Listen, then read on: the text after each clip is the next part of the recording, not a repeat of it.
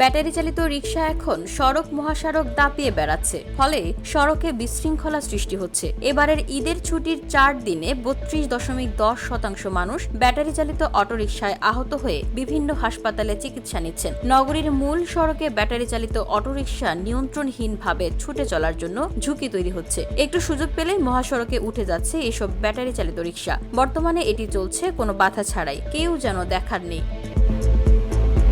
প্রতিদিনই ঘটছে ছোট বড় দুর্ঘটনা। এ কারণে সবাই এটি বন্ধের জন্য সরব হয়েছেন। এ প্রসঙ্গে দেশের জনপ্রিয় গায়ক আসিফ আকবরও বেশ উদ্বিগ্ন। তিনি এ নিয়ে তার ফেসবুকে একটি স্ট্যাটাসও দিয়েছেন। আসিফ তার স্ট্যাটাসে লিখেছেন, টেসলা খ্যাত ব্যাটারি চালিত রিকশায় জনজীবন দুঃসহ। সরকার আত্মসমর্পণ করেছে, এদের প্রতিরোধের সময় চলে এসেছে। এমন জনগুরুত্বপূর্ণ স্ট্যাটাস দেওয়ার পর আসিফ ভক্তরা তার বেশ প্রশংসা করছেন। অনেকেই সময়োপযোগী বক্তব্য বলে মন্তব্য করেছেন। দু একজন আবার লিখেছেন, ব্যাটারি চালিত রিকশা বন্ধের আগে চালকদের কর্মসংস্থানের ব্যবস্থা করা দরকার। এমন মন্তব্যের জবাবে আসিফ বলেছেন, এর আগে তাদের কি কর্ম ছিল। বসুন্ধরা, উত্তরা, বনশ্রী, কুড়িল ও বাড্ডা সহ রাজধানীর বিভিন্ন স্থানে অভিজাত ও অত্যাধুনিক মানের ফ্ল্যাট কেনার এক নির্ভরযোগ্য প্রতিষ্ঠান প্লেজেন্ট প্রপার্টিজ লিমিটেড। তাই আপনার স্বপ্নের আবাসনের জন্য আজই যোগাযোগ করুন। Pleasant properties limited, where destiny matches eventually.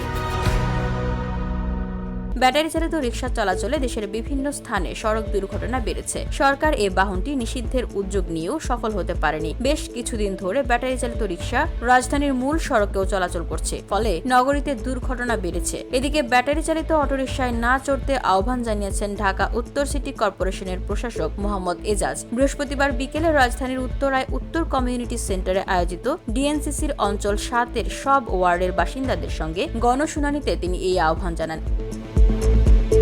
এ সময় তিনি আরো বলেন, আমরা স্পষ্টভাবে সিদ্ধান্ত দিয়েছি, প্রধান সড়কে অটোরিকশা ও রিকশা চলতে পারবে না। ডিএনসিসি থেকে হাই লেভেল কমিটির মাধ্যমে আমরা ইনিশিয়েটিভ নিয়েছি। বাংলাদেশ প্রকৌশল বিশ্ববিদ্যালয় একটি অটোরিকশা ডিজাইন করছে। এটি সফলভাবে সম্পন্ন হলে আমরা লাইসেন্স দেব। তখন শুধু সেই লাইসেন্স প্রাপ্তরা ঢাকার নির্দিষ্ট রোডে চলতে পারবেন। প্রধান সড়কে কোনোভাবে অটোরিকশা চলাচল করতে পারবে না। ট্রাফিক বিভাগ এরই মধ্যে ট্র্যাপার বসানো শুরু করেছে।